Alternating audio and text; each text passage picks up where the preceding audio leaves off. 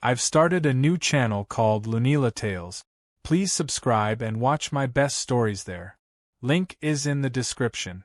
The night smelled of gasoline and blood. Maya's face was pressed against the broken glass of the passenger window, her breath fogging faintly on the cracked surface. The world had just gone quiet after the screech of metal and the shattering spin that had tossed her car into a ditch. For a heartbeat, it was silence, the kind that hums so loud it drowns thought. Then she heard the sound of footsteps crunching over gravel. Relief sparked in her chest. Someone had stopped. Someone would help.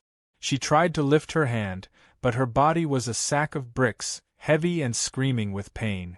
She saw two silhouettes standing outside the wreck. Their faces were shadowed in the moonlight, their voices muffled but unmistakably human. Hope surged for exactly 3 seconds, until one of them laughed. It wasn't the laugh of relief. It was sharp, greedy, ugly. The taller one reached inside through the shattered driver's side and yanked out her handbag. She blinked through tears, confused, choking out words she couldn't even hear. The second figure muttered something about wasting time, about the cops. Their car door slammed shut. Maya tried to scream, tried to claw at the air, but all that came out was a wet cough. They left her in the twisted wreckage, chest pinned under the steering column, the taste of copper flooding her tongue. For a brief moment she wanted to laugh too, because wasn't this just perfect? She had survived the impact only to be robbed like a broken mannequin tossed aside. Her eyes rolled back, dragging her into the dark. A buzzing filled her ears, louder than the night insects, louder than the fading roar of the thieves' car. But underneath it, faint, like a thread she could barely grasp, she remembered her brother's voice. Ethan had always said the world could turn on 7 minutes. 7 minutes in a firefight, 7 minutes waiting for backup, 7 minutes too late. He had told her that once in anger, when she teased him for being obsessed with time. Now those words banged around her skull like loose bullets. She didn't know it yet, but 7 minutes was exactly what she had left. Miles away, Ethan adjusted the straps on his gear bag in the back of a jeep rattling along the highway. His unit of 4 men, all bone-tired from 3 days of field drills, laughed as one of them, Keller, complained about the food back at camp. Ethan smirked, but his mind wasn't really there. He had a message waiting on his phone that he hadn't answered, Maya's last text, a half-playful jab about how she didn't need her big brother watching over her anymore. He had meant to reply. He had meant to say he was proud of her, even if she didn't want his shadow over her life. But soldiers learn to postpone things until later. Later is where regret likes to wait. The radio crackled with static. At first it was background noise. Then a voice broke through, strained and urgent. A trucker calling in about a wreck near mile marker 92. Female driver. Bad shape. Ethan froze, his pulse slamming into his ears. The description carved itself into his bones. He told himself it couldn't be her, that the world wasn't cruel enough to line up coincidences like firing squads. But he knew. He didn't need proof. It was Maya. He ordered the driver to floor it. The jeep lurched forward, tires spitting gravel as Keller cursed. Ethan barked over him, voice clipped, commanding, no trace of the brother in it now, only the soldier. They had 7 minutes at best, he calculated aloud, maybe less. His men exchanged glances. They were off duty, no orders binding them to risk their necks, but Ethan's stare dared anyone to argue. None of them did. They knew family was blood and battlefield alike. They roared down the highway, headlights slicing through the dark. Back in the ditch, Maya forced her eyes open. The silence after the thieves left was suffocating. She tried to wiggle her leg, but felt only fire. Her chest rattled with every shallow breath. She thought about Ethan. Thought about how stupid she had been this morning when she mocked him for being married to his uniform. She had thrown the words like knives. You live by the clock, I live by life. Now all she could think about was the tick of a clock she couldn't see. A crunch of tires above made her heart stutter. Light swept across the road. Another vehicle had stopped. She wanted to cry in relief. Voices again. She prayed, "Please let them help. Please don't let them look at me and see only trouble." A man leaned down, peered in, cursed under his breath. She thought he might be the kind one.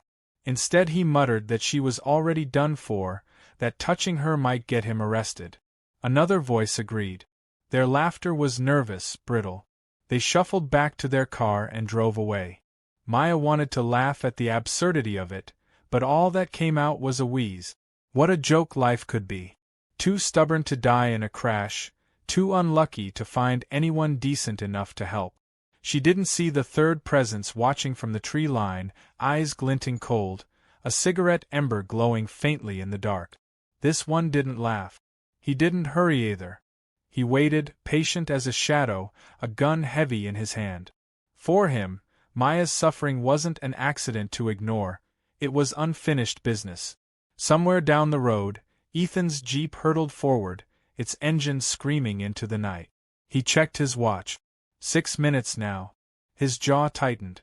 He would not be too late. Not again. Not ever. The night road stretched endlessly, its silence broken only by the distant hum of insects and the faint crackle of electricity from a downed wire sparking near the ditch. Maya drifted in and out of awareness, the edges of her vision blurring as though water filled her eyes. Every breath was a negotiation, shallow and trembling, and each one threatened to be her last. The world felt cruelly indifferent, but her stubbornness clung to life. Somewhere deep in her, a spark of anger burned hotter than the pain.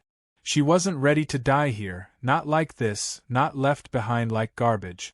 A pair of headlights pierced the darkness, growing brighter until they bathed the wreck in harsh white beams. Maya's heartbeat stumbled, stumbling between relief and dread. Tires screeched as the car stopped on the shoulder, and for a moment the silence lifted. She tried to form a word, any sound at all, but her throat failed her. The doors opened and she heard footsteps hurrying closer. A man's voice cut through the night. Dear God, she thought, maybe this time it was someone good. The figures came into view, 3 of them, tourists by the looks of their clothing, holding flashlights like they were props from a camping trip. They shined the light inside and gasped at the sight of her pinned body. One of them whispered, "She's alive, she's still alive." Her spirit surged for a heartbeat. Then another voice, nervous and trembling, answered with words that crushed the hope. "We can't get involved. If she dies, it's on us." The others hesitated, but soon their cowardice congealed into agreement. They backed away, muttering excuses about not wanting the police, about not wanting trouble on their vacation. They argued with each other for a moment longer, voices rising into a pathetic comedy of selfishness, until one of them said, "What difference would it make? She won't last long anyway."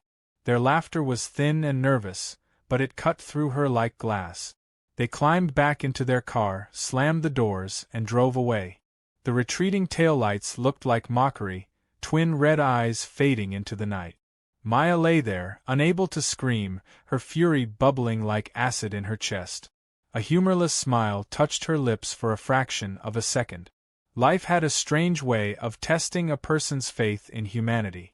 She wanted to spit blood in their direction, but all she could do was whisper something that came out broken and slurred. Cowards. She felt herself slipping again, her body so tired it begged for surrender, but she bit down hard, determined not to drift off into that final sleep. On the highway, Ethan's unit barreled forward, the Jeep rattling as it hit a stretch of broken asphalt. The headlights bounced wildly over the empty road, and inside the vehicle tension crackled like static. Keller leaned forward from the back seat, his voice sharp with nerves, asking if Ethan was sure it was her. Ethan didn't answer directly, only repeated mile marker 92 like it was a curse. He gripped the door handle hard enough to make the joints of his hand ache. In his mind, the picture of Maya's face wouldn't let go. He remembered her smirking that morning, telling him he was too serious, that life wasn't meant to be counted in minutes and drills. He remembered shrugging it off, because what else could he do? Now every second on his watch was a blade carving deeper into his gut. They had 6 minutes, maybe less. He wouldn't let the clock win this time. The men in the jeep exchanged glances. Off duty or not, Ethan was their commander in spirit if not by rule. His urgency became theirs, and though one of them grumbled about reckless driving, another cut him off with a grim joke. "If we die in a crash, at least it'll save us the paperwork of retirement." A sharp laugh broke the tension for a heartbeat, and even Ethan allowed the corner of his mouth to twitch. Humor had always been the soldier's shield, and it fit now like armor against fear. They debated splitting the unit into 2 jeeps, covering different routes to close the distance faster. It was risky. One path was riddled with blind curves and thick woods where an accident was all but guaranteed, but it could shave a minute, maybe 2. Ethan decided in a heartbeat. "We split."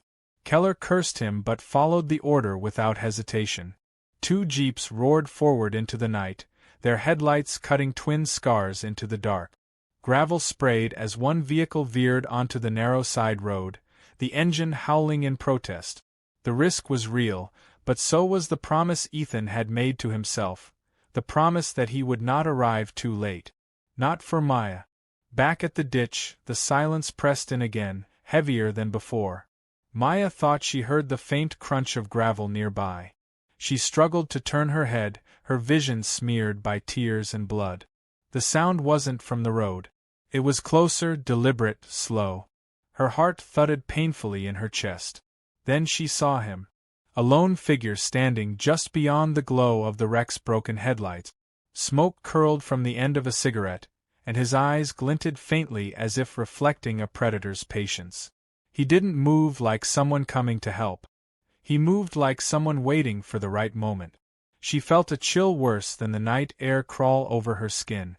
The figure lingered in the shadows, watching her. He didn't rush, didn't speak. The gun in his hand caught the light for only a second, but it was enough to make her blood run colder. She tried to cry out, but all she managed was a rasping breath. The thought struck her like a hammer. The crash wasn't just an accident. This man wasn't here by chance. The pieces slid together in her fractured mind, jagged but clear. Someone wanted her gone, and he was here to make sure of it. Her strength faltered, but she clung to consciousness, clung to the faint hope that Ethan was still out there, racing toward her. She knew only this. If she closed her eyes for too long, if she surrendered to the darkness, she'd never open them again.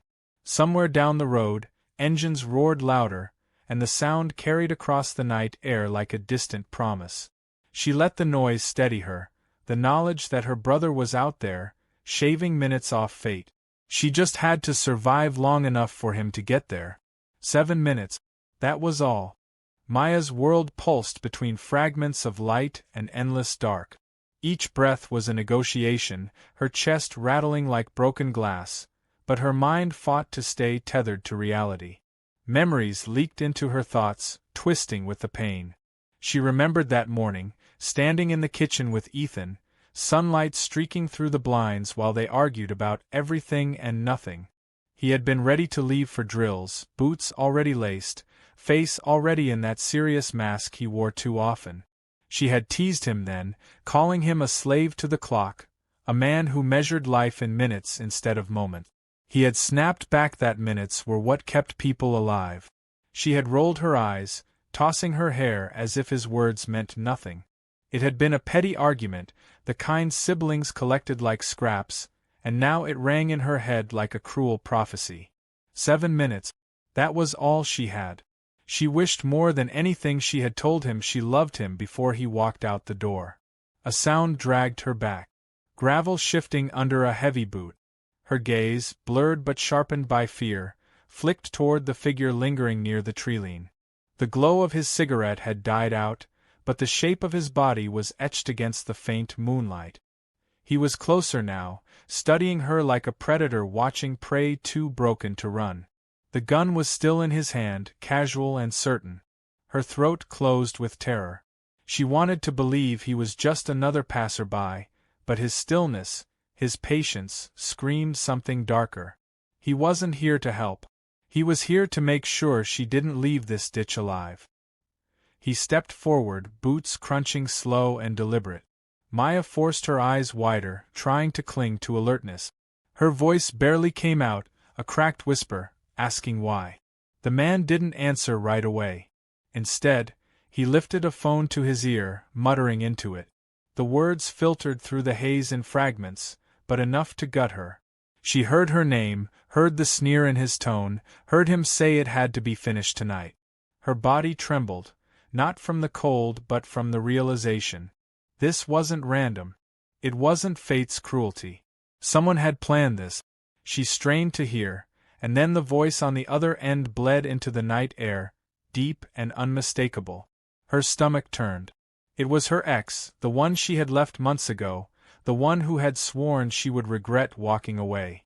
Now the regret burned sharper than the pain in her ribs. He had done this. He had orchestrated her death. Her mind reeled, flashing images of their last fight, his rage when she said she was done, the threats she brushed off as bitterness. She had thought he was pathetic, not dangerous. Now his promise had become reality. Her hands trembled against the glass, useless against the weight pinning her down. Her fury was the only weapon she had left. She wanted to scream at the man on the phone, wanted to tell him he had underestimated her, but her voice was drowned in a wet cough.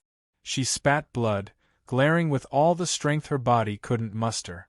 Far down the road, Ethan's jeep tore through the night, the second vehicle on the alternate path having already gone silent on the radio after nearly colliding with a runaway truck. They had shaved time but at cost. Ethan's mind raced, cataloging every second lost, every second won, like beads on a string. His men kept their eyes forward, the air thick with the knowledge that they were driving straight into the unknown. Ethan checked his watch again, counting down instinctively. 4 minutes, maybe 5. His gut told him it wouldn't be enough. He clenched his jaw, forcing away the memory of every time he had been too late to save someone in uniform. This time it wasn't a soldier. This time it was his sister. He wouldn't fail. The man by the ditch ended the call and crouched lower, close enough that Maya could smell his cigarette-stained breath. His smile was thin, the kind of smile that belonged to someone who enjoyed silence more than screams. He told her quietly that no one was coming, that it was better to let go, that the world was designed to abandon people like her. His words slithered into her ears, heavy and poisonous. But somewhere inside her, a flicker of defiance sparked. She wheezed out a broken laugh, a pitiful sound, but one that carried venom. "If you're going to kill me," she whispered, "then do it. At least I'll die knowing you were too much of a coward to do it without backup." His eyes narrowed at her. For the first time, she saw a flash of irritation on his face. He had expected fear, not mockery. Even on the edge of death, she refused to give him the satisfaction. Her mind spun, memories colliding with the present, her argument with Ethan, her ex's venom, her stubborn refusal to bend to anyone. She thought of all the times Ethan told her bravery wasn't about strength but about not breaking when you should. She clung to that, let it become a shield. If her ex wanted her destroyed, she would at least deny him the victory of watching her beg. Ethan's jeep roared around another bend, the headlights slicing across trees like angry blades. Keller shouted directions, pointing out the marker on the roadside, and Ethan's chest tightened. They were close, so close. He urged the driver faster, ignoring the groan of the engine straining against its limit. He could almost hear her voice, that sarcastic lilt she always used when she wanted to poke at him. He held on to it, letting it fuel the fire in his veins. Back at the wreck, Maya's eyelids grew heavy. The figure straightened, phone buzzing again in his hand. He answered, muttering about delays. She heard enough to understand the betrayal cut deeper than she thought. The two who had left her earlier, the ones who robbed her and fled, weren't strangers. They had been part of it all along. Her ex had bought their silence, their abandonment, their betrayal. The weight of it almost crushed her. She had been discarded not by chance but by design. Fury pushed back against the despair.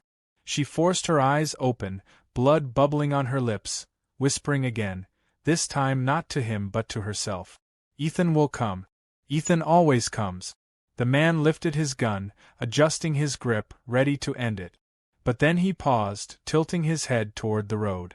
A distant sound carried on the wind. Tires, engines, roaring closer. His jaw tightened, and for the first time he looked unsettled. Maya's lips curled weakly. She didn't have strength for words, but her eyes told the story. You're out of time. The night exploded with the sound of engines, headlights blazing across the darkened road like the sudden flare of hope.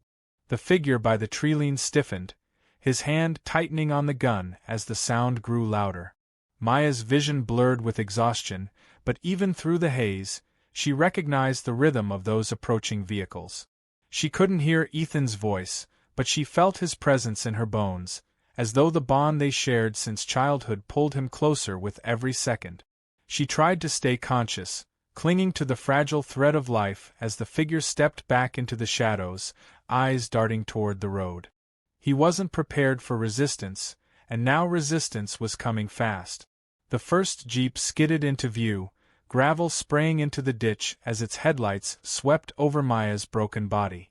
Ethan was out of the vehicle before it fully stopped, his boots pounding the dirt, his men following close behind with weapons raised. His eyes locked on the wreck, and for an instant his heart clenched with a fear so sharp it nearly cut him in half. He saw her slumped against the shattered glass, blood soaking her clothes, her chest barely moving. He pushed the image of death out of his mind. She was still breathing. She had to be. He sprinted forward, but the crack of gunfire tore through the night before he could reach her. The figure opened fire from the treeline, bullets ripping into the dirt and slamming against the jeep. Ethan dove to the ground, rolling into cover beside the wreck, shouting orders without hesitation. His men scattered into position, rifles drawn, returning fire with precision honed from years of drills. Sparks flew as rounds struck metal. Keller cursed as a bullet clipped the side mirror of the second jeep, pulling up behind them. Ethan's hand gripped the edge of the wreck, his eyes flicking toward Maya for a fraction of a second. She was still alive, her eyes half open, watching him. That tiny spark of recognition hardened his resolve. The gunman shouted into his radio, his voice sharp with panic. A moment later, headlights flared again down the highway. Another vehicle screeched into view, heavier, darker, filled with more men. Maya's faint voice rasped a warning that barely carried over the gunfire. It's not just him. They planned more. Ethan's heart hammered, not just from the fight but from the confirmation of what he already suspected. This wasn't an accident. It was an ambush, and his sister was the target. He shouted the words to his unit as the second wave of attackers poured out of their vehicle, armed and ready. The fight had just multiplied. The firefight became a storm. Bullets chewed through the roadside brush, headlights casting harsh shadows that flickered with every muzzle flash. Ethan pressed his back to the twisted metal of Maya's car, his mind calculating angles, timing, risk. His men laid down suppressive fire, but the enemy was disciplined, advancing with confidence. Keller cracked a bitter joke between bursts of gunfire, saying he'd signed up for a paycheck, not for late-night suicide missions. Another soldier barked back that if they survived, Keller could complain all he wanted in his resignation letter. Their voices, though tense, carried the same grim humor soldiers always leaned on when death clawed close. Ethan risked a glance inside the wreck. Maya's lips moved, but no sound came out. He knelt quickly, placing a steadying hand on her shoulder. Her skin was cold, her pulse faint, but her eyes burned with stubborn life. "Don't you dare quit on me," he whispered sharply, almost an order. She blinked in response, and it was enough. He signaled his men to cover him, then rose in a burst of motion, firing across the ditch as he advanced on the treeline. The enemy returned fire, forcing him to dive behind the stump of a rotting tree. Dirt rained down as bullets tore into the earth around him. His teeth clenched, but his determination only sharpened. This was not going to end with her buried under broken glass. The attackers shifted formation, two circling wide to flank the unit. Ethan spotted them in the beam of his jeep's headlights and shouted a warning. His men adjusted instantly, pinning one down and forcing the other back with a hail of rounds. But it was a temporary solution.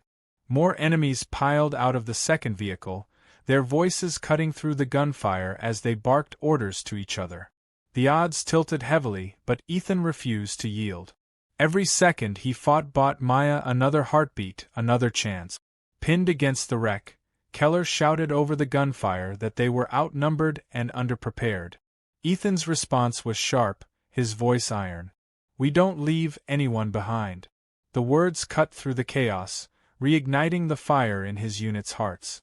They shifted positions, using flares from their packs to blind the attackers, their light painting the night in fierce reds and greens. The sudden glare disoriented the enemy, buying precious seconds. Ethan seized the opening, surging back toward the wreck. He dropped low beside Maya again, his hand gripping hers. "Hang on," he whispered, more plea than command this time. Her lips curved faintly, a ghost of her familiar smirk. "Took you long enough," she rasped, her voice so weak it was barely sound at all. The words hit him harder than any bullet, a reminder that she was still fighting, still Maya even at the edge of death. Gunfire raged around them, echoing into the trees. One of the attackers lobbed a crude explosive toward the jeeps, and Ethan's men scrambled for cover as it detonated, the shock wave rattling through the ground. The air filled with smoke and the acrid bite of burning rubber. The unit regrouped, coughing, battered but unbroken. Ethan pressed closer to his sister, shielding her with his body as debris rained down. The enemy pushed harder, shouting in triumph, certain the fight was turning. But they underestimated desperation, underestimated the kind of fury born when family was threatened. Ethan rose again, his rifle snapping with sharp precision, every shot driven by something beyond training. His men surged with him, cutting into the attackers with relentless force. The balance shifted, if only slightly. The enemy stumbled, regrouping under the sudden pressure. The leader shouted commands from the treeline, his voice frustrated, strained. Ethan caught sight of him, the same man who had stood smoking and waiting beside the ditch. Their eyes locked across the chaos, a silent acknowledgement that this was no longer a simple ambush. This was a war for survival. Maya clung to consciousness, her vision fragmented by pain and exhaustion. She could barely move, barely breathe, but she watched her brother fight like a man possessed, a soldier with nothing left to lose. The night around her blurred into fire and smoke, but through it all she felt a strange calm. Ethan was here. He had come for her. And no matter how many men surrounded them, no matter how stacked the odds, she knew he would not let her die alone. The 7 minutes had passed, and now every second that followed was a miracle they would fight for together. Smoke thickened in the air, the night alive with fire and lead. Ethan crouched beside the wreck, his hand pressed against Maya's arm, refusing to let go even as bullets ripped through the trees. Her breaths were shallow, rattling like broken machinery, but her eyes locked on his with a ferocity that told him she wasn't finished yet. He swallowed the lump in his throat, pushing back the weight of despair. They had both survived too much for it to end in a ditch. He leaned closer, his voice low but fierce, telling her he was there now, that she was not alone, that he would not leave. A tear cut a path through the grime on her cheek, but her mouth twisted upward into the faintest smirk. "Took you long enough," she whispered, and he almost laughed despite the chaos. Trust her to mock him while death hovered inches away. Gunfire sparked across the road as Keller and the others exchanged heavy fire with the advancing mercenaries. The attackers moved with precision, well-trained, and far too organized for random thugs. Ethan recognized the tactics and cursed under his breath. Whoever had sent them hadn't sent amateurs. A flash grenade went off near the second jeep, forcing his men to duck, ears ringing. Ethan scanned quickly, spotting an opportunity. They were low on ammunition, but the roadside wreckage was scattered with possibilities. He barked quick orders, and his men improvised weapons from what they had. A flare gun became artillery, Mirrors from the smashed Jeep turned into blinding decoys under the headlights. One of his soldiers hefted a frying pan that had fallen from a camping kit, muttering that he'd always wanted to kill someone with kitchenware. Even through the gunfire, a ripple of grim laughter cut the tension, carrying them through the fear. The attackers pressed harder, their leader shouting orders from the treeline. Ethan's gaze found him again, the same man who had stood with the cigarette, the one who had nearly pulled the trigger on Maya before the unit arrived. Their eyes locked in the chaos, and Ethan felt the familiar spark of battle recognition. That man wasn't just hired muscle. He was the one meant to finish this. Ethan ducked back as bullets chewed the dirt near his feet. He had to end this quickly. Every minute was a minute Maya's body didn't have left. As his men held the line, Ethan leaned close to his sister again. He told her to hold on just a little longer, that she had survived the worst, that he would not let her slip away. She blinked weakly, her lips moving, and he bent lower to hear. "Don't screw this up," she rasped, her humor a lifeline sharper than any weapon. He smiled grimly, pressing her hand once before rising to his feet. If she could still make jokes, then she could still fight in her own way. And he would honor that with every ounce of strength he had left. The mercenaries surged again, one charging with a knife as another tried to flank. Ethan's men fought with ferocity, firing bursts, tossing improvised distractions, shouting to one another over the din. Ethan himself lunged forward, slamming the charging attacker into the dirt, the knife scraping against his vest.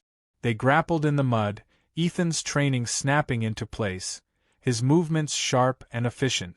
A brutal twist, a strike, and the attacker collapsed, his weapon falling free.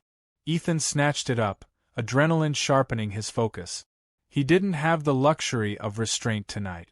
Not with Maya bleeding out behind him.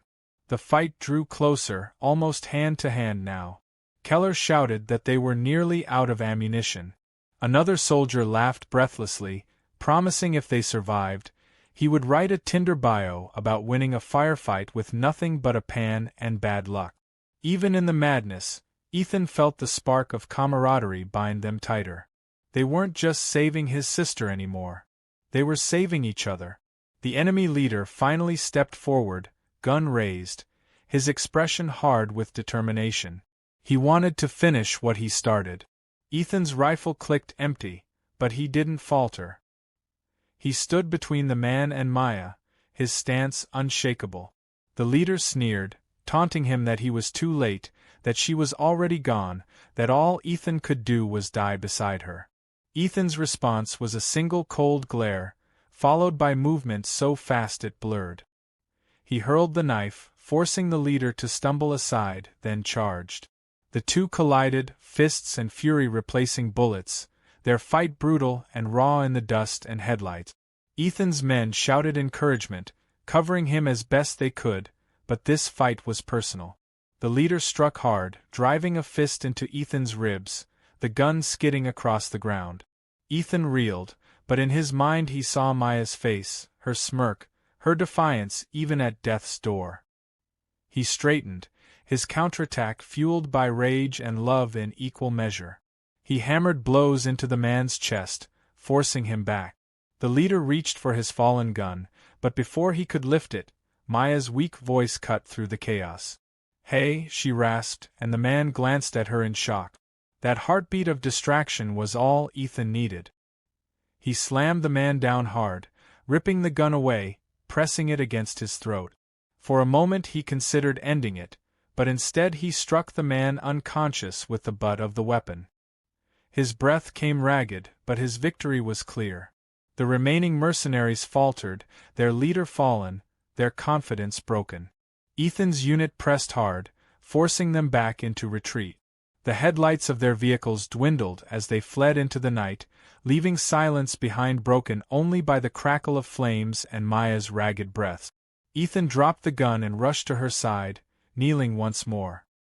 He cupped her face, whispering fiercely that it was over, that she was safe now. She blinked at him, her lips twitching with exhaustion and that stubborn humor that had always been hers. "Took you long enough," she repeated, this time a whisper threaded with relief.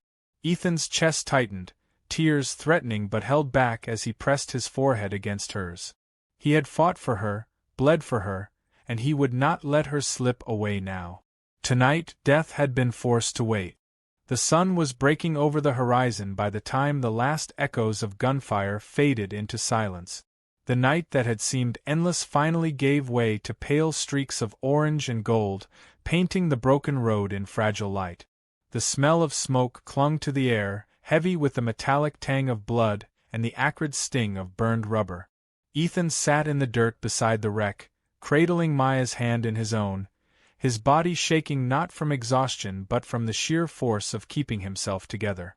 Her eyes fluttered half open, fighting the weight of unconsciousness, and he leaned close, murmuring promises she might not even hear. She was alive. That single fact overpowered the ache in his bones and the chaos behind him. She was alive, and he wasn't going to let go. Keller and the others moved quickly, clearing the area to ensure no one else remained. Their boots crunched through gravel and glass as they swept the treeline, their faces grim but steady. When they returned, their weapons were lowered, and they exchanged glances heavy with the unspoken truth. They had bent every rule, crossed every line, and it had been worth it. Keller dropped heavily onto the ground nearby, exhaling a ragged laugh as he muttered that if anyone ever asked how he spent his weekend, he'd just say paperwork. One of the others chuckled hoarsely, replying that he'd tell his mother he learned you could survive a firefight with nothing but a frying pan. Even Ethan let out a small breath of laughter at that, the sound a crack in the wall of tension that had nearly strangled them all night. It wasn't victory they were laughing at. It was survival, raw and improbable, and it bound them tighter than any chain. An ambulance arrived minutes later, sirens wailing faintly as the dawn swallowed the dark. The medics moved with clinical precision, pulling Maya from the wreck with careful hands, strapping her to a stretcher. Ethan never let go of her hand until they forced him to step back. He hovered at her side as they worked, listening to every clipped word the medics exchanged. Her vitals were weak, her body battered, but she had held on through the impossible. When one of the medics muttered that it was a miracle she hadn't bled out hours ago, Ethan's jaw tightened. It wasn't a miracle. It was Maya. She was too stubborn to die just because someone else wanted her gone. He climbed into the back of the ambulance without hesitation, ignoring protests. He wasn't leaving her again. The ride to the hospital blurred into flashes of red and white, the siren's wail cutting through his exhaustion. Ethan kept his eyes on her face, whispering fragments of memories, half-serious jokes, anything to keep her tethered to the world. He reminded her of when she was 8 and had broken her arm climbing a fence because she swore she could outdo the neighborhood boys.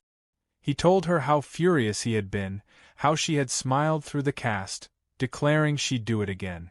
Her lips twitched faintly as though she remembered, and Ethan clung to that movement like a lifeline. He told her that stubbornness had saved her then, and it would save her now. At the hospital, chaos swallowed them. Bright lights, shouted orders, the blur of uniforms and white coat. Ethan was pulled back as they wheeled Maya through swinging doors, the words critical and blood loss echoing in his ears. For the first time all night, his legs threatened to give out beneath him. He braced himself against the wall, dragging in air that tasted sterile and sharp. Keller appeared at his side, his voice low but steady, reminding him that she had survived this far, that she was tougher than anyone gave her credit for. Ethan nodded, but his eyes never left the closed doors ahead. Waiting was worse than any firefight. Hours crawled by before a doctor finally emerged, exhaustion etched deep into his face. Ethan rose instantly, his chest tight, braced for the worst. The doctor spoke slowly, carefully, but the words carried relief. She had lost a lot of blood, her injuries severe, but she was stable now. Stable. The word rang in Ethan's head like a bell, heavy and liberating. He closed his eyes, a long breath escaping him, as though the weight of the night had finally released its grip. When he opened them again, he saw his men nearby, slumped in chairs, bruised, burned, but alive. They had gone to war with him when they didn't have to, and together they had pulled Maya back from the edge. No medal would ever honor that kind of loyalty. When Ethan was finally allowed to see her, the room was quiet except for the steady beep of machines.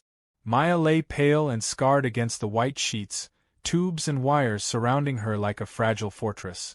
For a moment, he just stood in the doorway, his chest aching. She looked so small, so fragile, but the rise and fall of her chest was steady, and that was everything. He pulled a chair to her bedside and sat heavily, his hand finding hers again. He leaned close, his voice low but fierce, telling her that she had scared the life out of him, that she wasn't allowed to do it again, that she still owed him an apology for mocking his obsession with time. Her eyes fluttered open, hazy but aware, and for the first time since the crash she smiled faintly. 7 minutes late, as usual, she whispered, her voice weak but threaded with humor. Ethan laughed, the sound breaking through the dam of tension, his hand tightening on hers as tears threatened to fall. She was alive, and she was still Maya. Days passed, and Maya's strength returned piece by piece. Ethan remained at her side, refusing to leave even when ordered to rest. His men visited, bringing awkward jokes and quiet reassurances, each of them aware of the bond forged that night. They didn't speak much of the mercenaries or the ambush. Those details would come later, in investigations and reports. For now, survival was enough. They had fought for something bigger than themselves, and that truth lived unspoken between them. News of the attack reached beyond the hospital walls, whispers of betrayal and cowardice spreading quickly. One of the strangers who had abandoned Maya was caught on video days later, boasting online about leaving her to die. The recording went viral, sparking outrage, sealing his fate in the court of public opinion. Justice, in its own brutal way, had begun. As for her ex, he was in custody before Maya left the hospital, his smirk erased by the weight of handcuffs. She never asked to see him. She didn't need to.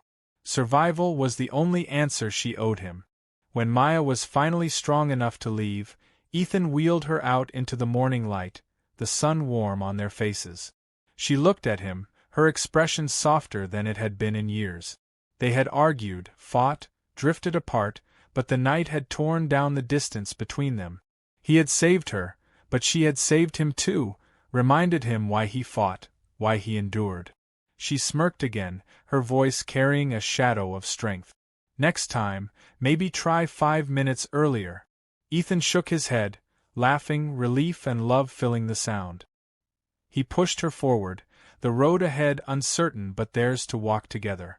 They had faced death, and together they had beaten it back. For the first time in years, the future didn't feel like a countdown. It felt like a gift.